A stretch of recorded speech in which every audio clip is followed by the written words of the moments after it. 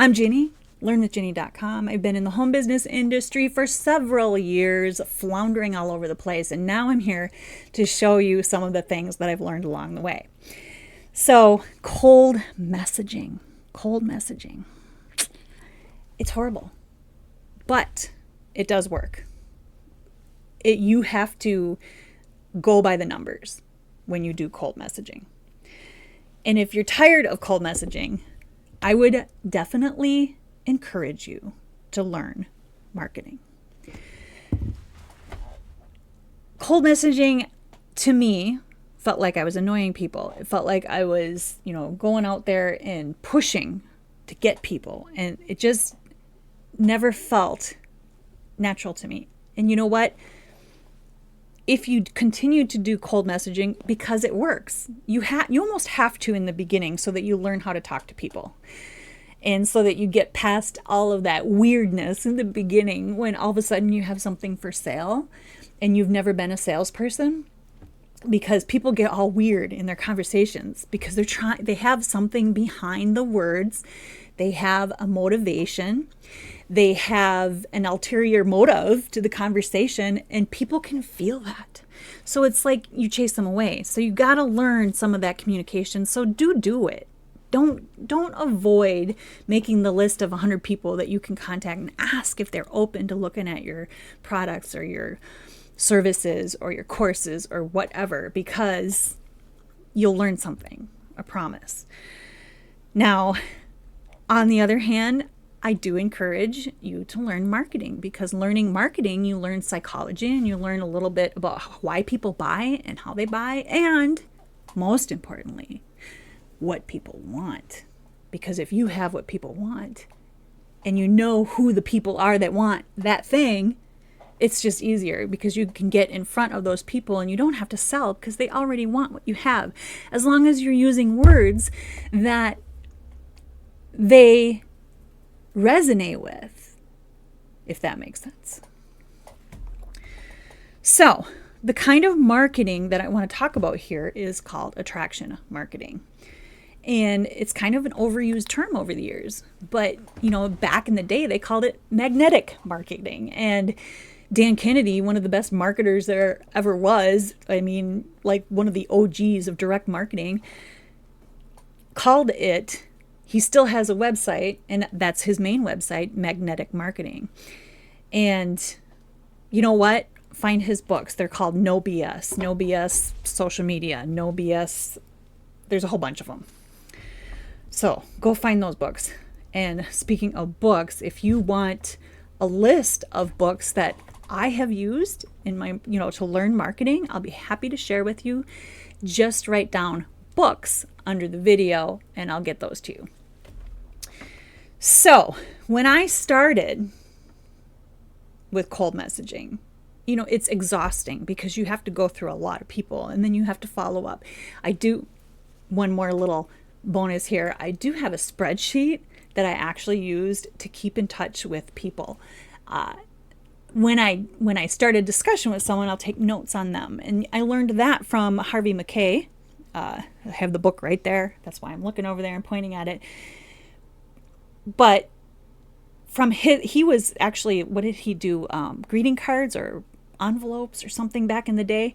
And he owned these businesses, and he owned several businesses. And a lot of the networking he did, everybody networks, guys. Network marketing is not something unique to the MLM industry.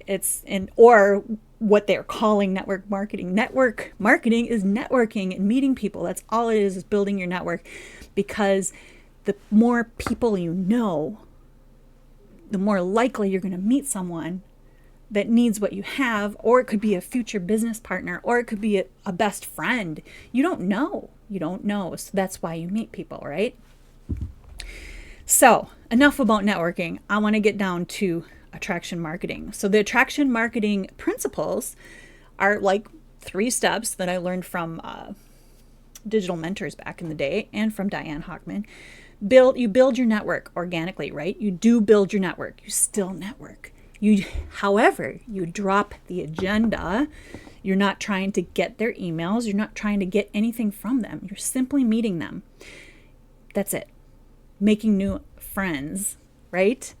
Yeah, there was a part of me back in the day that was like, oh, I don't need more friends. Why would I want to make more friends? I have my best friends. I have my husband. I have my family. But you have to understand the power of knowing people. How do you think some of the most successful people got to the top? It's by the people they knew. Anyway, so you build your network. No spamming, no soliciting, just organic, authentic connections. That's it. Then, as you're building, right, you're using social media to build. I didn't make that obvious when I was talking, but that's been my main avenue of meeting people. You have to make sure that you follow their rules and that you're not spamming people, right? You're just making connections. That will keep you safe, okay?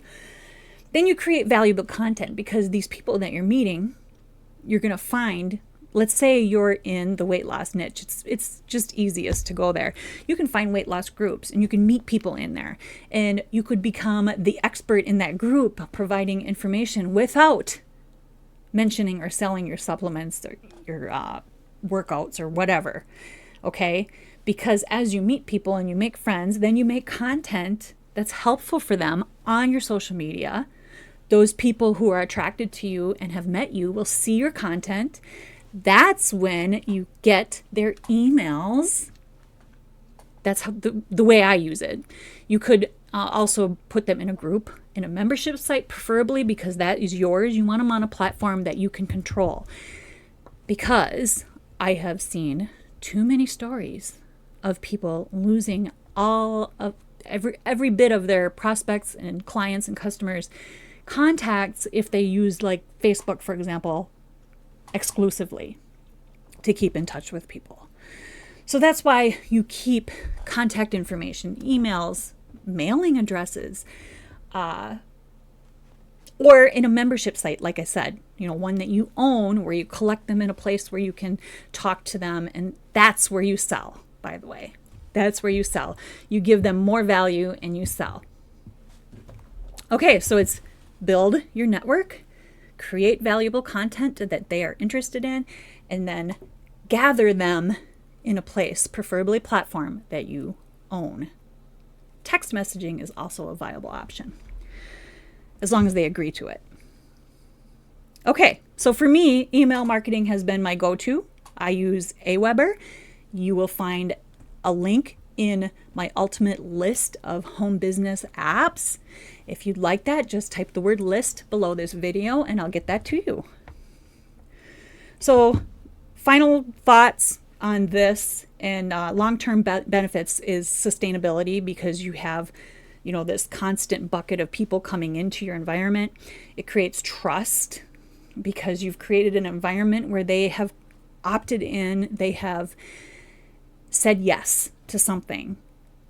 I want your ultimate list of home business apps, for example. Now you'll get in my email list where I share with you more value and more tips, a lot of mindset stuff, because I really love that stuff, in marketing, right? I share all that stuff. Scalability, because if you're using, for example, like I use the autoresponder that I use, I just blast out one email to 1,000 people at once. My list isn't 1,000 people yet, but we're getting there. Okay, so cold messaging might give you quick results, and it should. You should be able to make some sales. You probably have to message 100 people before you get 10. So it's just stick to whatever process you decide to go with.